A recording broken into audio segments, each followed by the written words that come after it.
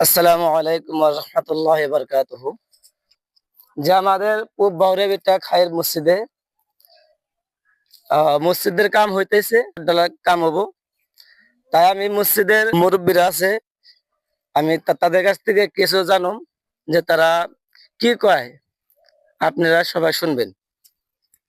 কাকু তাহলে মসজিদের কাজ করতেছেন, রাইজের আপনি কি করবেন?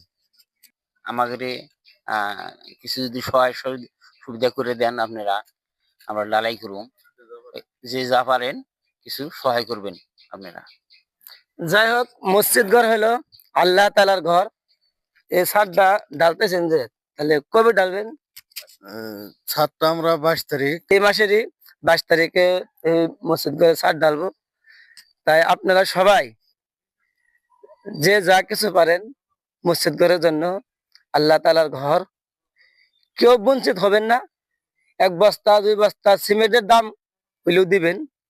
আসসালামু আলাইকুম। আজকে আমরা হয়তো মুরব্বী নিয়ে, সমাবাসী ভাই বন্ধু নিয়ে একত্রিত হয়েছি। আমি আপনাদের কাছে আশা করি আমাকে এই মসজিদের হয়তো সামনে যেটা 22 তারিখ আমাকে ছাদ ঢালাই কাম শেষ হবো আর কি। আশা রাখি আপনারা যে যেখানে আছেন, কত পয়সা কত ধরনের বিভিন্ন ধরনের হয়তো আপনারা খরচ করেন,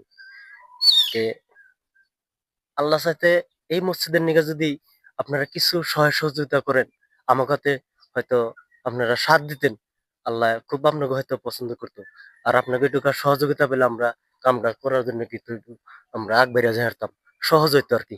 ইনশাল্লাহ এইটুকুই আমার অনুরোধ। যাই হোক, আপনারা সবাই নিশ্চয় শুনতে পারছেন। যাই হোক, আপনারা সবাই ভিডিওটা শেয়ার করে দিবেন। ভিডিওর সঙ্গে একটা স্ক্রিনার নাম্বার থাকবো, সেই নাম্বারও যোগাযোগ করতে পারবেন। আর যে যা কিছু পারেন। আসসালামু আলাইকুম ওয়া রাহমাতুল্লাহি ওয়া বারাকাতুহু। যাই হোক,